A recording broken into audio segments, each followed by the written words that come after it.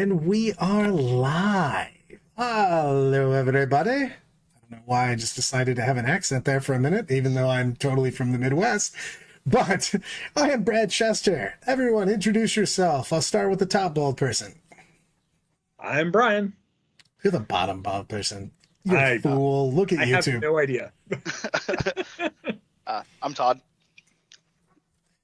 I'm Laura. And together we form Wild Stallions. Okay, maybe not, but you know how it is. I like the fact that we have a very big lack of hair here, except for one of us. I'm going to let everyone do the math and figure out who that is. Midwest is the best. True story. We dominate all things. I don't know what those things are, but if there's more things, we would dominate them too. How goes, everyone? Thanks for being on the show tonight. We're going to talk about things and stuff and why you've made such terrible decisions and decided to try to make communities and herd cats and all the things that go about doing those. So, do we want to start with the highs, the lows? We loved, we laughed, we did things. Or should we talk Votann first? I think we should talk Votann first. Everyone wants to talk about dwarfs. Laura's just like, I'm out, guys. She just like starts eating a sandwich. Well, cool. I'm pretty done with you guys. Well, let's start talking about them. I actually think that they've got some pretty decent faction rules. I mean, judgment tokens seem like they work better than they work right now. Let's be honest.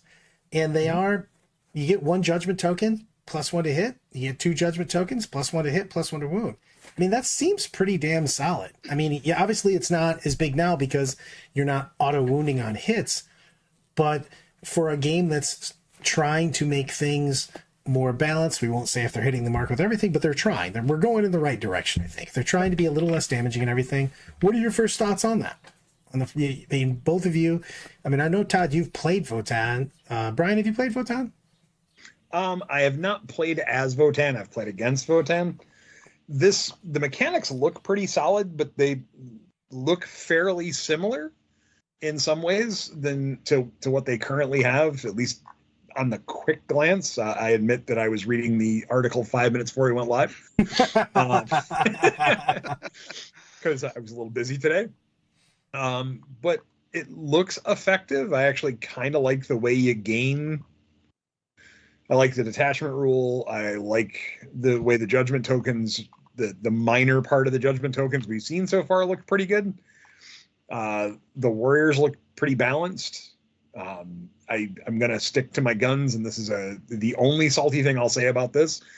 The luck has need keeps, toll earns ability or sticky objectives.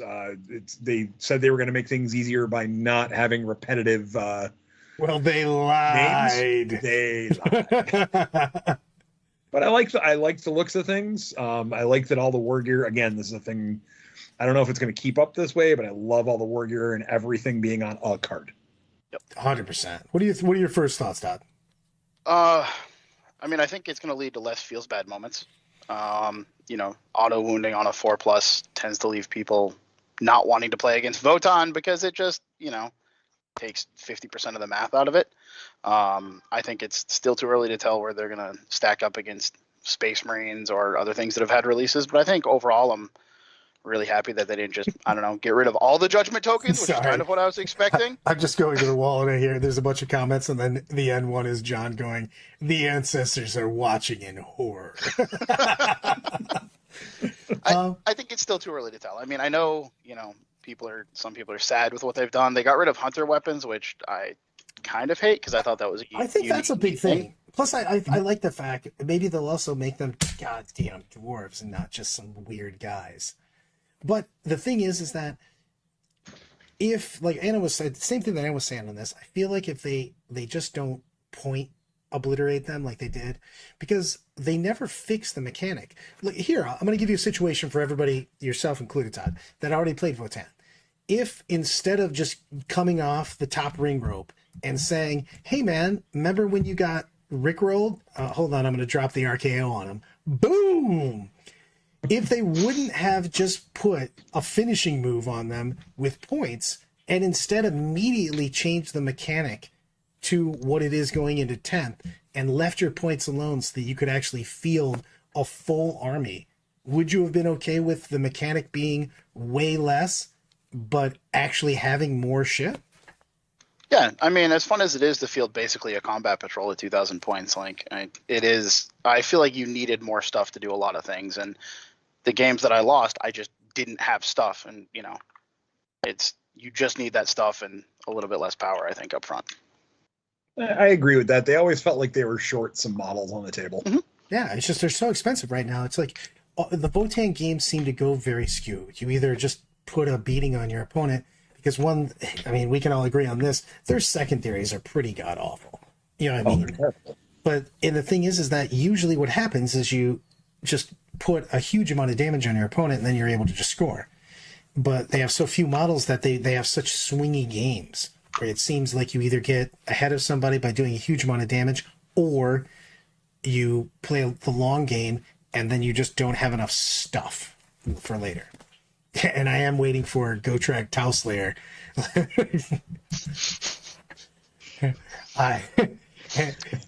And Brandon, I will talk about the new Terminator sprue once I figure out what is actually on a sprue, because I've never made a model off a sprue. So if you held a gun to my head and held the sprue out and told me that I have to identify it, I would just go, "Welp, looks like Brad's dying tonight," because I have no idea what the fuck's on this sprue.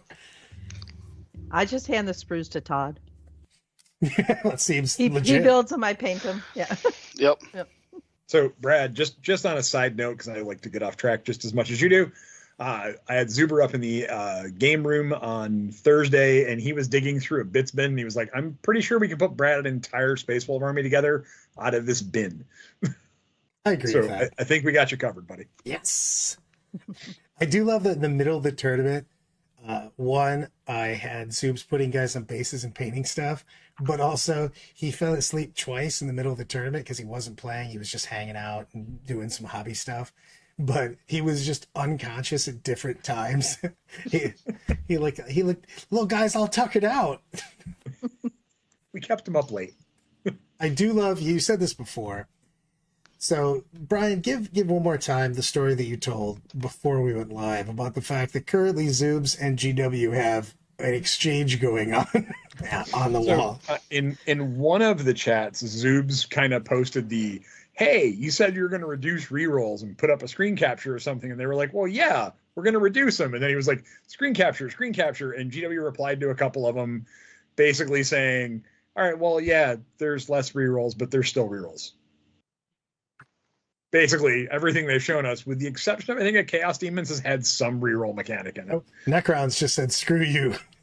That's true. Necrons have been the only reveal where I was just like, well, should I send a get well soon letter to them? Like, what's going on, man? I'm hopeful that they just revealed a little bit for them. I'm gonna go. I'll go to the wall real quick on it because Corey made a good point. He goes, "Why does every unit need a unique special role? They just seem like filler for some of these battle line units." I'll give you that, but I think that they're trying to give people a little bit more than we got when we played Index Hammer from 8th. Just nothing had anything. You know, you just had absolutely fuck all. And I think they're trying to give people a little bit of stuff right away. And yes, I think that some of them do feel like filler, but I feel they're trying to give people something so that they have some rules moving, you know, but from the beginning. Is it enough? Meh, maybe, but at least you have something, especially if your codex isn't going to come out for a while.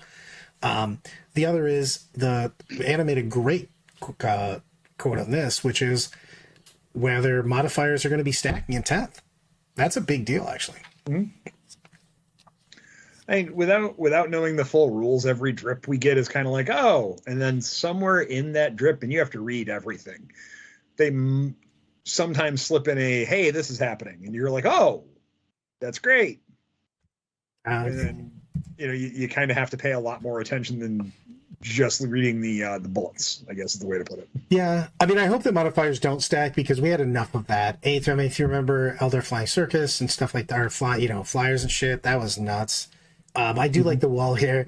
The Necrontyr can just go back to bed in 10th and wake up again at 11th. That is their basically their apparatus. So the other is, I got to do this so I can do the voice.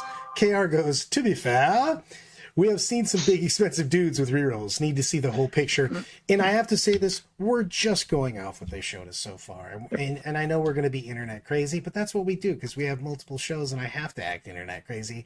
When things come up, we talk about them in their tiny little thing they showed us. They're like, peek in the room for just a second while you're driving past in a car. What do you think about that rule? I've got a lot to say. Did you get very much information? Absolutely not. I'm going to make so much conjecture here. Although, just- how many I'm just people are just hoping- Go ahead, Laura. Yeah, I'm just hoping that with the new rules that there aren't going to be as many, like Todd calls them, the rock, paper, scissors matches. Because from my view, like when I'm at the tournaments and I'm helping run it, there's nothing that I hate more than when I see two people and they're going to, they're getting ready to play a game that should take, 2 hours, 45 minutes, right, set on the clock. And it's like, okay, whoever went first, and they're just like, well, I lost, and they're throwing their hands up in the air and saying game's over based on, the rock, paper, scissors of who went first. And I would like to see that taken care of. I could see that because right now we do have some matchups like that. It is also very map dependent and mission dependent on that. I mean, some missions, I don't know, let's say hypothetically abandoned sanctuaries. Where, I don't know, just make up a name. But that mission is ridiculous for whoever goes first is kind of fucked. You know what I mean? Because especially with abandoned sanctuaries in the original way GW had it, which is version 1, which basically now has every objective in the open. So whoever has to step out into the open first goes, hey, is anybody there? Yeah, like a bunch of dudes with guns.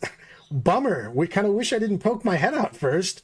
So I think that's going to go into, we'll see that they said that they're trying to cut down on lethality. Obviously, they also said they're cutting down on rerolls. Double at the moment, cough, cough. But Cutting down doesn't mean getting rid of. True. And the thing is that you don't want things that can't die. We saw that at the end of 7th, and that was the suckiest 40k of all time. But you don't want everything to be able, like, anybody can kill anything right now. Everything's so unbelievably lethal. And while I enjoy the game quite a bit right now, I have a little tear in my eye for 9th as we're getting to the end of it. But if Sergeant Timmy looks out the side and wants to see if the coast is clear, that whole unit's getting killed now. Just any one unit kills another unit pretty much anytime. Yeah, I mean, I can use Tuesday morning. We had a returning player to the game who was just kind of getting back into it. He's like, I just want to play 9th just because to say I played, because then he says I won't have missed an edition. And he got the lion kind of out, like left out there when he failed the 4-inch charge. And I was like, oh, that exocrine's going to shoot him in the face. And he was like, yeah, but he's got a lot of wounds. He'll survive. And then he went, oh, no, he won't. No, he's about to get beat up. Yeah. So, I mean, it's a thing on that. That is true. 40K tries too hard to be Star Wars Legion or Shatterpoint, kind of, because they have a completely different mechanic too. So, yeah, we're all playing in GW train layouts. You missed the memo? Yeah, exactly. The thing is we've talked a lot about this. I mean, I'm less of a hater of player place than Brian is, but he actually hates the shit out of it. And you guys play pretty much almost exclusively GW in the Northeast Circuit, correct? The majority of our stores were GW, yeah. Yeah. And the thing is I used to be like not super high on it, but like after you see how big of a deal the first drop of terrain, Corey pointed that out, it's such a big deal, man. I don't even care who goes first or second as much as I care who gets that first piece.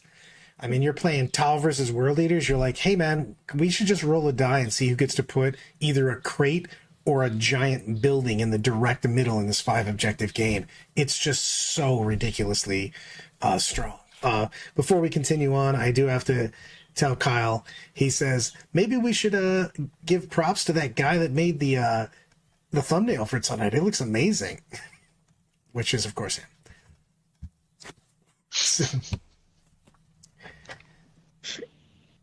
Oh, the beam. I do hate beams, actually. Anna says, I think they limited beams to speed up things. I dislike beams and other things like that. It does speed up the game on that. Just give it more shots. I like the sustained hits mechanic quite a bit compared to Beam. Mm-hmm. Yeah. The only problem I've seen with player placed is when you have players who don't know how to place them.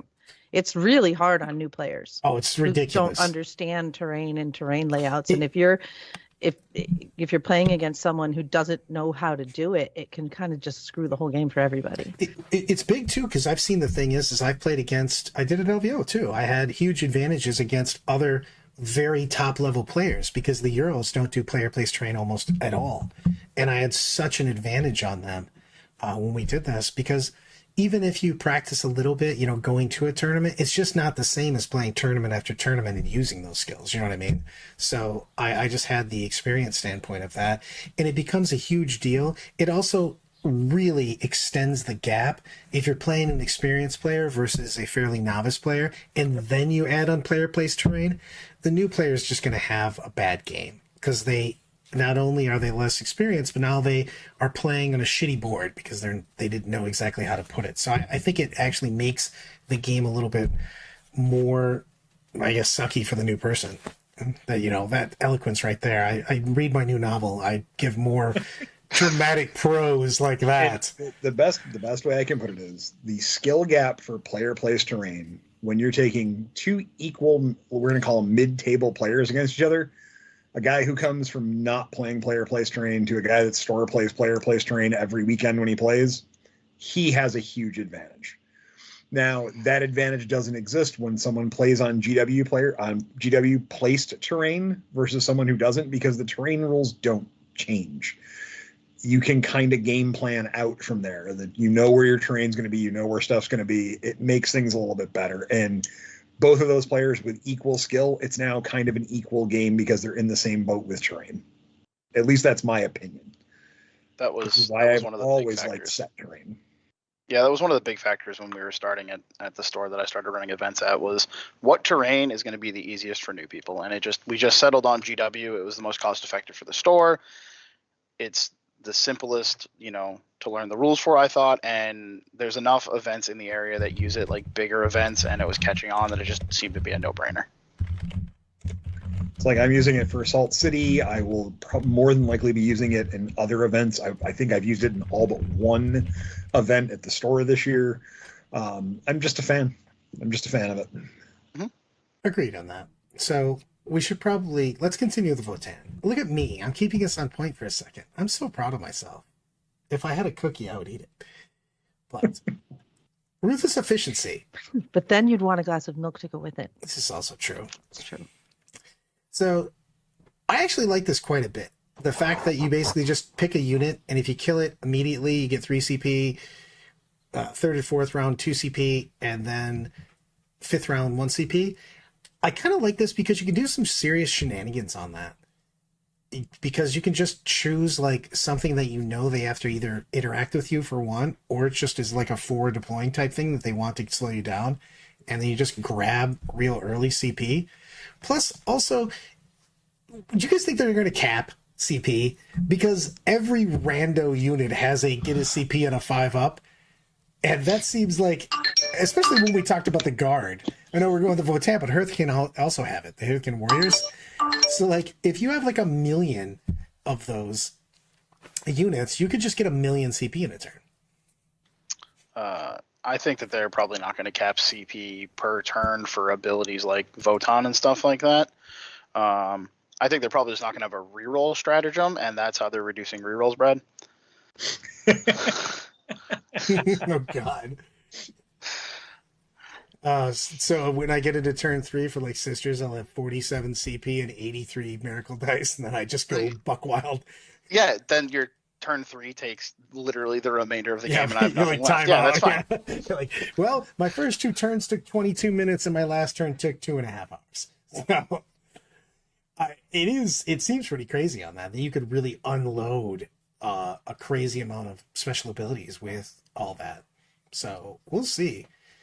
I mean, they've already said that you can only affect a unit with a strat per turn unless something else allows you to do so.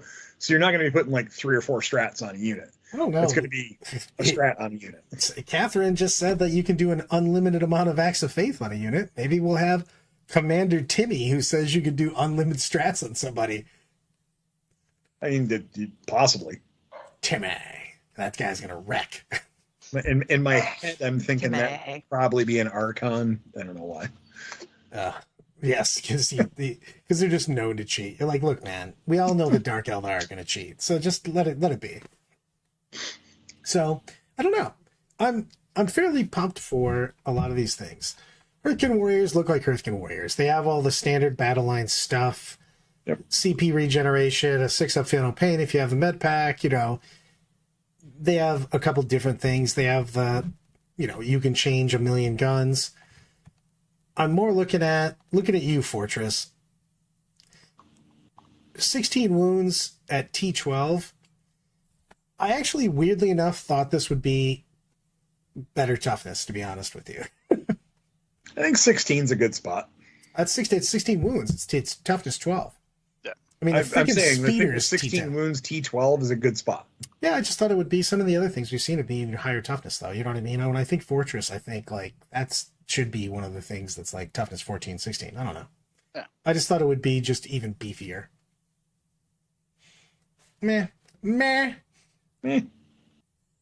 That is true. If we had the actual basic rules, we might know this stuff. Yes, I really wish they would put out all the basic rules, and then they can keep drip feeding us all the faction stuff. That would be 1,000,000,000 times better. Mm-hmm. 1 CP per turn. You don't know that. It says that you just get 1 CP a turn. It doesn't say that you can't just use all your special rules to get CP. Brandon, you're just thinking that they're going to make sense. You fool! That's where we first got you. That was your first mistake. It lured you in. What do you guys think about the Land Fortress? I like that you can just give it a blanket ignores cover. Yes. I mean, that seems pretty strong. I think the supporting fire is pretty good too, or Yeah. whatever it's called. The Fire Schmutz. support. jump out of it. Yeah. Yeah, that is pretty badass, actually. So, rerolling the wound. I mean, basically, they have the same thing on the Falcon. So I think I like this mechanic quite a bit because it also gives you synergy with what you're trying to do with your movement phase and getting ready to shoot things. Because I just like that combination, you know what I mean? Of you get out of this and then it gives you that bonus from. There's a reason that you want to be in there. So. I don't know. It might just be me, but I'm kind of digging all the melee attacks on all the vehicles. Not having a ton of AP, but a decent amount of attack for the tires driving over you. Yeah, I mean, I think that makes sense, like thematically, which I like. Yeah. I mean, I feel like my giant tank running over you is probably not going to just get 1 attack. I mean, there's like 40 wheels on the Land Fortress or something. Yeah, it gets 6 attack. They hit on 4s. It's strength 8. It's no AP, but in 1 damage. But it's the fact that it gets 6 swings at 4s is not bad. Fortress does equal a Land Raider. That is true. Yeah. It's hard to say something when you're in a thing with me. You guys do have to interrupt me because I will never stop. I'm like the Juggernaut. So true. All of the things that are true. Let's talk about this conversion beamer. I actually think this is kind of badass. I like yeah. sustained hits. Sustained hits. Did one of you guys get run over by a car? What just happened? Apparently, they've decided that my road today is the place to race. It's just like someone died. I thought they were just a little late on the Land Fortress sound effect. A little bit. The wheels driving over the Marine there. Yeah, the conversion beamer seems really cool. I kind of like the ability. As much fun as the beam mini game was, it was another one of those more pain. It was just a pain in the ass. Like, a lot of people didn't understand how it worked, and then when you pull that shenanigans on your opponent, they're like, "What? Oh, that's how this works? Okay." And then trying to explain, does it hurt? Does it work if you're in combat with them? Like, it was a pain in the ass. Like, I thought it was an interesting mechanic, but I think this is far better and is going to make gameplay smoother and make my life as a judge easier. Yeah. All the things on making things easier. But no, I like if you're more than 12 inches from the bear and on a 4+ you get a critical hit, which seems good. I dig that a lot. Yeah, I mean, because you just get to rock out with it. So I think that's a big deal on it. I also think this stratagem's actually pretty badass. So basically, if somebody has a judgment token on them, resolves its attack, and it can be used effectively any phase, you can just shoot. Or sorry, your opponent's shooting phase, not any phase. Your opponent's shooting phase, after they've shot, that you could just effectively shoot back for 2 CP. That's a pretty big deal, especially in a turn. Huge.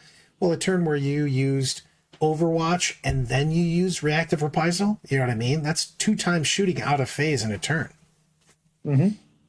I mean, that's strong. They move, expose themselves to shoot. You shoot them with Overwatch, lighten their shooting. They shoot, then you reactive reprisal. Yeah, that seems really strong. Bold move, Cotton. Also, screw you, Corey. Your commentary on Deadly Wounds from yesterday almost made my head explode. Look, I only called it the wrong thing, I think 6 times, so no big deal.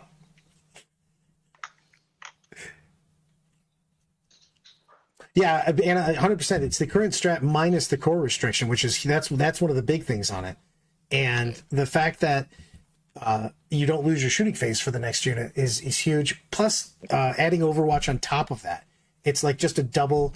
Anything that you can do out of phase is just a big deal, and then adding on, doubling down on that, Overwatch and reactive reprisal feels like really strong. I feel like Votann has some mojo. Obviously, the mechanic is significantly less than it was before. Skipping the wound phase is a billion times better than +1 to wound. However, if they point them appropriately and you don't get double point nerf before release, which is what happened to them, then you'll have more stuff on the board. Yeah. All of the things, some of the stuff. You know what? It's only taken me a half hour. Let's actually talk about our topic for tonight. Fine. What made you guys decide to get into the world of community and everything else?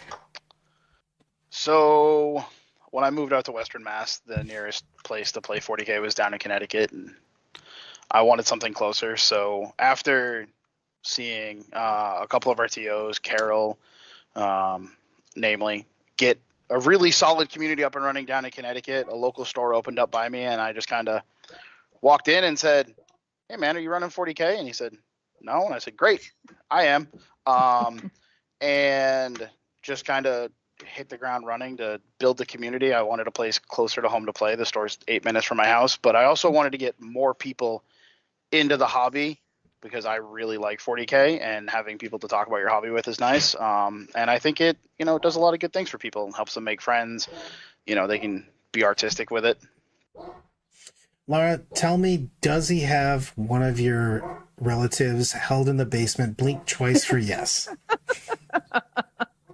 Well, I think my son might be down there right now. See, I knew it all along. How did you get involved in this? Obviously, what was your thinking, and what is your current thinking of once you started doing it? Wow, how far back do I go? Well, I didn't really know much of anything about Warhammer. I teach middle school, and some years ago, I want to say almost 20 years ago, I had one student once who talked to me about it, who told me he thought I would really like it. I teach ancient history, so we talk a lot about the battles and things. And at that time I was like, yeah, okay. And I learned a little bit about it because I, try to get excited about what my students are interested in. And then that kid matriculated on to the next grade, and I never thought about it again. And when Todd and I first met, obviously Warhammer is really important to him. And I listened to him talk about it and the stories about it. And it's something that he really loves. And I was intrigued by how encompassing it is, because it wasn't just the game. It's the fact that if you like hobbying, you can do the hobby part of it. You can build the models, you can paint the models. If you like the lore, and there's so much lore, there's so many books and backgrounds and the tales of all the armies, there's that kind of fantasy sci-fi piece of it. And then there's the game itself. And so he, brought me into it, and I was like, okay, this is something that my partner's really interested in. Let me learn a little bit more about it and figure out what the deal is. And as I got to meet more and more people that were involved with the game, what really struck me is that everybody has a story about how they got into it or what Warhammer meant to them. Matter of fact, the first time I met you, Brad, I think I asked you the same question. What got you into Warhammer? Right? How did it start? And the number of people who have a similar story of how they were in a rough place or things weren't going very well for them, and Warhammer helped them. The community helped them get through, a rough patch, and so many people who talked about the pandemic and how Warhammer was something that they turned to, that building the models and having people, whether it was on TTS, Tabletop Simulator, or just working with the models themselves, and how it really helped them. And I was like, okay, this is interesting. Right? Here's a side to this you don't normally see. Like, this is beyond just people playing, World of Warcraft or playing some game. It was that whole encompassing community aspect of it that kind of drew me in. And I was like, wow, this is actually bigger than a game. It really is. At its heart, it is still a bunch of folks playing with their little toy soldiers, but it is, and people need to keep that in perspective and not lose their minds when things don't go the right way. But the community, I think, has been great, and at least up here in the Northeast, as we started to build the community, we have found that it's a lot of really nice people. It's a really welcoming community, and at our store, we've had kids as young as, I'm trying to think how old, 13 maybe, I think, coming in and trying to learn to play the game, and then old fogies as well, like some of us. I was just saying, I feel attacked by that. That's all right. I'm right there with you. But and everything in between. And I like that people can access the game at any level that they want to access it at. There's the other pieces of it too. Obviously, we're talking about 40K, but there's also the kill team piece of it, and then there's the crusade aspect of it for people who really like the lore. And there's so many different ways that you can play with these toys, and so many different ways, and it gives people a common ground and something that they can talk about. Personally, I would like it if they had a little more strong female characters in the lore, like my favorite one right here. But hold on, I'm watching. I'm not even watching a thing. I need to know who it is. Now I got to wait for the delay. Ha ha ha! You know who I'm talking about. And honestly, that was it. So it was right at the beginning of 9th, I think, and Todd wanted me to get a little more into the game, and so I looked to see, well, maybe not the beginning of 9th, but I said, okay, what's the next codex that's coming out? Let me take a look at it. And it was Tau. And I started to read the codex, and I got to the story on Shadow Sun, and I was like, okay, nope, this is it. This is the one, I'm getting on my little soapbox now, but representation matters. And when I looked at the lore before, and I was like, okay, where are the strong females? And sisters don't count, because that's like a man's dream there. It's like, okay, here's all these women, they can't talk, but they're all like badass with guns. They were also the ultimate someone trying to go around the laws, because the sisters started because they said you can't have a standing army of men, and they went, no problem. And then they had a standing army of women. That's true. But I like the lore. I liked the lore behind Shadow Sun, because I was like, wait a minute, this person is the commander because they got it on their own merit, and it had absolutely nothing to do with their gender. They just became the commander because they were good at what they did, and it didn't matter if they were male or female. And that is a woman's fantasy right there, like hands down. And then, and then just the fact too that I think I mentioned this before, their storyline. I teach history, and their storyline, they reminded me a lot of the Incas. Yeah. Because of how and the Romans did this too, but when they went to conquer other places, the Incas didn't destroy the other civilizations or the other tribes. They invited them to join them. And they said, you can join us and become part of the Incas because we're the best, and it's, greater good, or you can die. I mean, that was the option. This was land, or we'll attack you. And so most people did join them. And if you know your history, when the Spanish first came over and they discovered these tribes there, right? They went back, and it was Pizarro who, after hearing about what people had discovered there, Pizarro with a small group of like 500 conquistadors came back and wiped them out. And I looked at the Tau, and I'm like, okay, the Tau, they are the what if they never came back. right? And, 'Cause they found them, unfortunately, the and they were Marines came back. and they were primitive. They found them, they were primitive, and they left saying, well, we'll come back later and wipe them out, but then they never came back, and then the Tau became what they were. And I'm always, so if there's any really good painters out there, like I would kill to have a Tau army painted in like Inca colors and Inca theme. Thrown out to the community now. I'm throwing it out to the community. Somebody right get now. this on. Make sure you invoice Brad for that. That would be badass. But in terms of running I like what it does for the community, and it's having the store so close to home for us has been wonderful. And there wasn't a big community here, and it was tough before. It was a strain on our relationship because he had to travel an hour and a half just to play a game. That made it very difficult, for us in terms of our, I don't want to say work-life balance, but hobby life balance. Yes.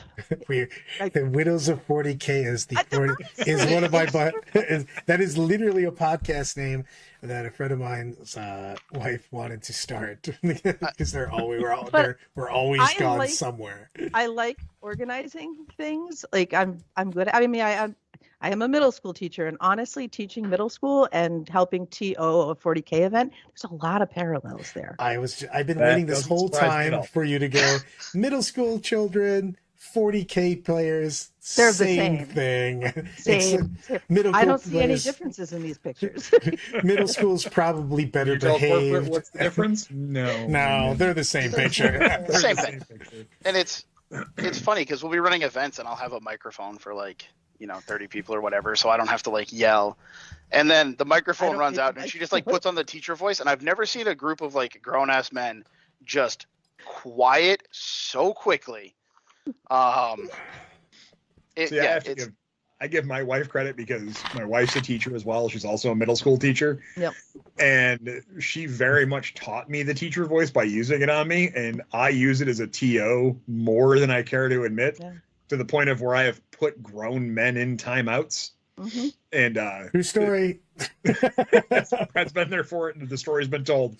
But it works. It really does work, and it is great for conflict resolution.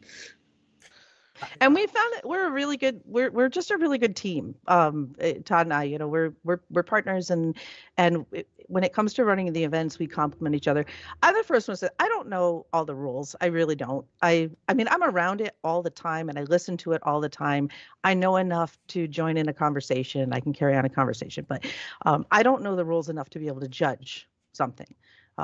If someone asks me a rule question, I have to rely on my reading comprehension abilities. Give me the book, I'll read it, and I can interpret it, but I don't have any of that at recall.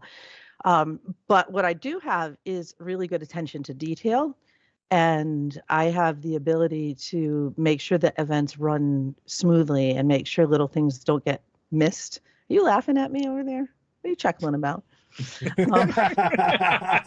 You're not so far away. I can reach you. But no, so it works out because he handles the nitty gritty. His shirt says rules guy, at the tournaments, because that's what he is. He is the rules guy. But I handle most everything else in terms of the logistics and making sure everything gets off the ground the way it's going, and making sure that the little things are in place. That we always say that I'm not even sure that the players notice, but they would notice if it wasn't there. On that, give me the the top one or top, the top three things that are your little pet peeves that the community could help that happens every tournament. Because I know there's always something that goes down all the time that people might not even notice that you would prefer if it didn't happen, or just if you had more help with as a tournament organizer. So number one, clean up your trash after every game. The amount of times that people go to a table and there's a random water bottle, and then they're trying to be nice, and they're like, whose water bottle is this that's pretty much brand new? And I just walk over and go, the trash's, because they couldn't take care of it. We're all adults. Take care of your trash. And the other thing is, if you use the hobby carts, they're great. They're fantastic. Just be respectful of, especially in a local game store, that other people frequently have to walk by, and don't have them in the aisle or leave your stuff where it's going to impede the other people in the store. Like that happens a lot. 40K players like to spread out like some weird locus in the store, and it impedes the other events that are going on in the store. Which, I mean, stores don't run on hopes and dreams; they have to make money. So we want to be courteous to those dirty Magic players too. So the one thing I can always say, and this is I will allude to, and you see it at GTs in particular, those carts, which in many ways, as someone who enjoys having one, they're a godsend for getting your stuff around. It makes it a lot easier. Just push it up against the table. Don't leave it directly in the middle of the aisle sideways when you're already, like if you're at 1,000+ person event, let's say, you're already butt to butt. And then you got a cart to dodge around, and then a display board, and then your crap on the floor, and a dice bag, and a backpack. Be respectful of your surroundings. Especially in smaller stores. We're fortunate with our local game store that we have a very generous amount of space, so that mitigates it quite a bit. But some of the other stores, the tournaments that I've gone to with Todd, they're tiny, and when there's not a lot of space to go around, you just have to be aware. Spatial awareness. Legitimately have to go to the wall for this, because Eloise goes, what I hear is don't be a douche and be respectable. Anna goes, my lord, yes, the trash thing. Somehow a 12-person RTT generates the mess of an adolescent slumber party. Wrappers and can bottles everywhere. Laura and Brian are your mama. So... Yes, that's very true. And did I not say middle school 40K events? It's really the same. It's very true. I mean, people laugh at me, but at the end of every big event, because I do work a bunch of big events and help out at a bunch of big events, I immediately at the end of the night when the last round's over and most of the room is emptied out, I walk around and just pick up the trash. And people are like, why are you doing that? And I'm like, well, number one, I don't want to deal with it in the morning to go, oh, there's crap on my table. And number two, it just makes for a better player experience. But man, if people just picked up behind themselves, I can think of one very professional Magic player that has some Magic and Brown thing that I've actually had this conversation with. Brown thing. When you gave another person a timeout for being dirty, you have yelled at me for leaving my models. I do that all the time. So when Mike goes, pick your models up after your game. We got to get out of here, son. I go, I feel attacked by that because I may or may not wander away instantly after I've put in my score. Yeah.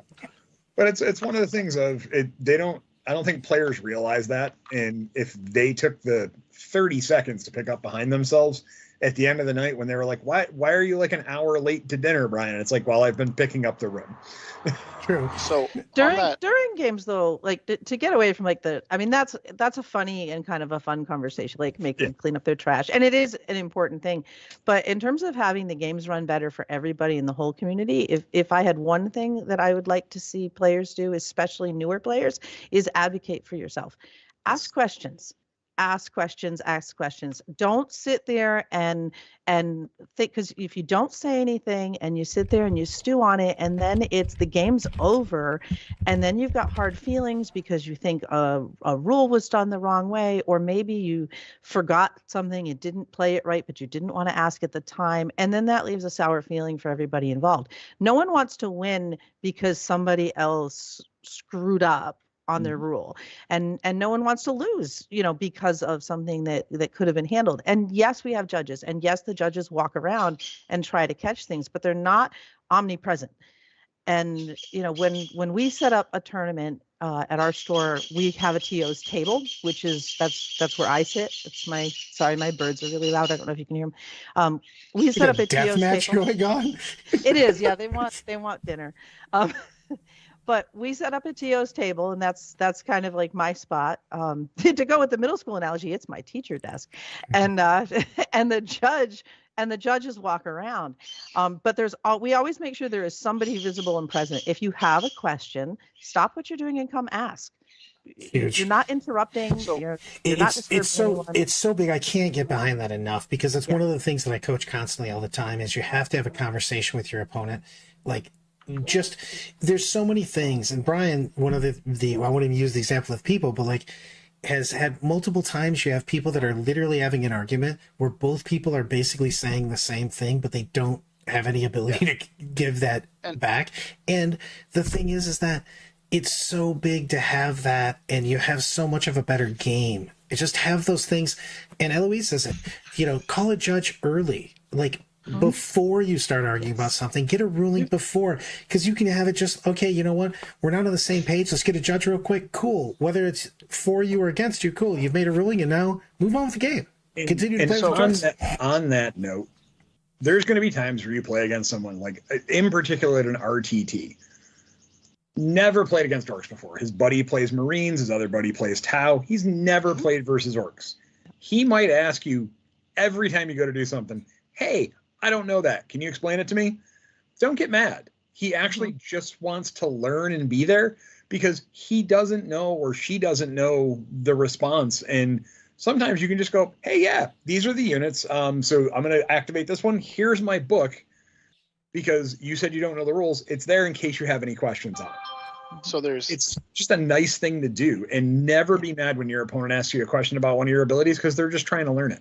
So big on the data cards. Go ahead, sorry, Todd. There's one thing that we really push as like a Northeast community. So one of the things we did is we all kind of got together, and Carol was a huge part of this, and we said there's a lot of stores in the area, like post-COVID, they just popped up like weeds, and we're like, this is fantastic, but what we don't want is locally is for one person to go to one store and get one weird FAQ rule because maybe the store owner's running an event. They have a new TO that doesn't really know stuff and then goes to another event. So we actually put together like the Northeast circuit. We have a cool little leaderboard. We have a Google website. It links to all of our stores. One of the things that we've really, really tried to push as a circuit is don't be afraid to call a judge. Like, I wear a bright pink shirt that says rules guy on the back because I want people to know where I am the entire time. If, like, I squirreled off and was, like, looking at something on a shelf, like, I want people to be able to, like, find me. And I would much rather have people call me and say, hey, what's this?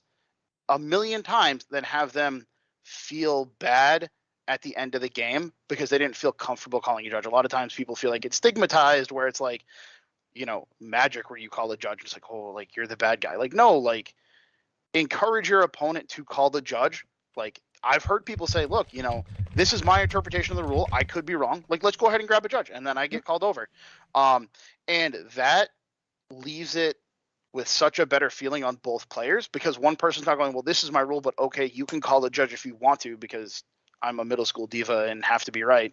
But like, don't like hate on people for calling a judge, and everyone really needs to remember that when you're playing a game of 40K, especially in your local scene, RTT, GT, small convention, whatever, you're an ambassador for the game.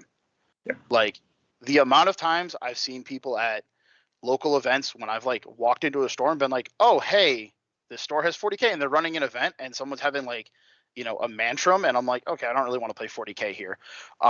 Or two people are getting into a heated discussion. Like, that looks so bad for 40K as a whole. Yep. And, you want to bring people in, but it only takes that one time where like two people are having a heated argument that aren't even from the area because they traveled 2 hours for an RTT that know that you lose a new player who could have been a phenomenal asset to your store. And then the other thing that I always encourage all the players to do, and I try to do this at events, if you have time after, ask the TO if they need help breaking down. A lot of TOs don't want to run events, or a lot of people don't want to run events because it's a huge time sink. Before the event, I go set up on Friday night, usually there for like 2 hours. A lot of players just pop in and go, I knew you were setting up tonight. What can I do to help? And it makes me want to keep running the events because now I'm not spending 3 hours setting up tables. I'm spending maybe an hour. And then the same thing for breakdown. Most of my players will stay after and just grab terrain and put it in a bucket. And it's little things like that to take 10 or 15 minutes of your time that make the TOs go, okay, people are in this for more than just I can win the store credit and get like, more toys. 100% of That's that. the one thing I got to give. Talking of that, I give my local players 95% of the time are beyond phenomenal, but they're helping me break down at 8:30 at night so I can get out of there and go have some chicken wings with my buddies is awesome because they pack up all the tables. They'll put the terrain in. They will put chairs away. And the ones that do that are always going to just always hold a special place in my heart. So I'm very, very happy about that. I'm super happy about the, I know I said it before, but man, just talking about that with, talking to your opponent, having the conversation, asking a lot of questions, especially if you're a new player. I love the fact that we're going to get data cards for stratagems that make sense because they say when, how, where, and then also data cards for your units. So you can literally just hand your opponent, here's my army basically, and they can look through it and then they know what it does. You don't have to have those weird conversations where they keep having to ask for your codex kind of thing, where you can just go, well, here's my guys, here's what they do. You can look over them. Go ahead and do it during my turn, during deployment, whatever. You can just take a look and see, so you can reference that, so you know exactly what you're getting into. I fully plan on taking the data cards for every army. I'm going to bring my set. I'm going to bring a secondary set, and I'm legitimately going to, at the start of the game, hand it to my opponent and go, these are all my units. This is what they do. And these are the strats I can use. All right. So now, whenever I reference something, they can go right to it. They don't have to ask me for it. It's right there for them. I think it'll be a nice tool. 100%. As we're totally getting into the end of the hour, we should probably actually ask, what does the Northeastern Circuit encompass? Like, what tournaments? Who's involved? How many tournaments are you guys running? Where are you? So the Northeast Circuit is a local circuit. It's New England, so it's it's technically called the New England Open. So it's New England, and then we venture into New York, about as far west as where BFS is, which is, I don't really know New York, but it's like not too far over the border. And Carol is one of the admins. I'm one of the admins, and then the gentleman who runs the Warhammer Retreat, Gil, is one of the admins. What we do is we work on a circuit FAQ. So if you play at any of the stores, you know what the FAQ is going to be. We have a Discord server, so if you're ever TOing an event, and we've had new TOs just jump in and just go, great, we know you're running an event. A couple of us try to keep an eye on it so we can just help answer questions like that. We give TO support in a variety of ways, both how can you help promote your events, how can you help resolve any kind of player conflict you have, and do you need to borrow terrain? If you're a new store and you came in and you said, hey, I want to be part of the Northeast Open, but I don't have terrain, but I want to run an event, can I borrow terrain? We'll just loan you the terrain. We'll be like, yeah, I'll go to your event for the day. You can use my terrain. We're all about growing the community and creating a community that isn't just about winning Warhammer, but it's about enjoying the hobby that we're in and making sure that the stores back the judges, and that the stores, understand that a lot of stores look at judges and go, well, yeah, they're running it and most people do it for free. But if we have to say, hey, we had to give this player warning, the stores understand why, and there's more than just one TO behind them.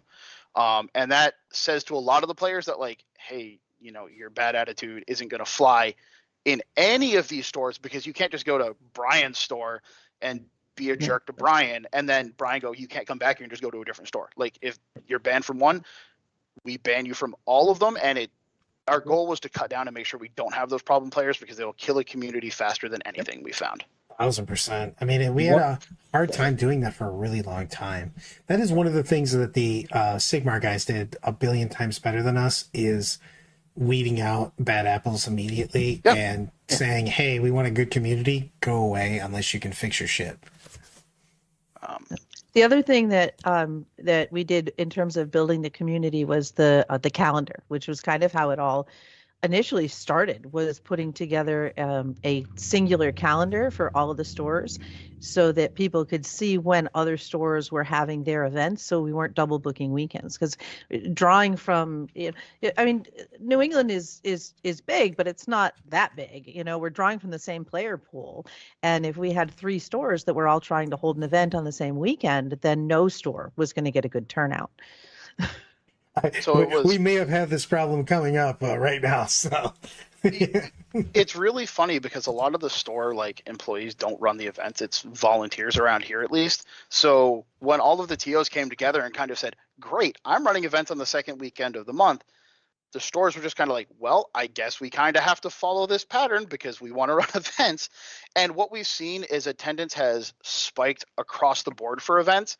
And because players are going and consistent, and again, the majority of our stores use GW terrain because a lot of them started picking up after COVID, and we went, here are the files we used to make terrain, and then everyone copied it.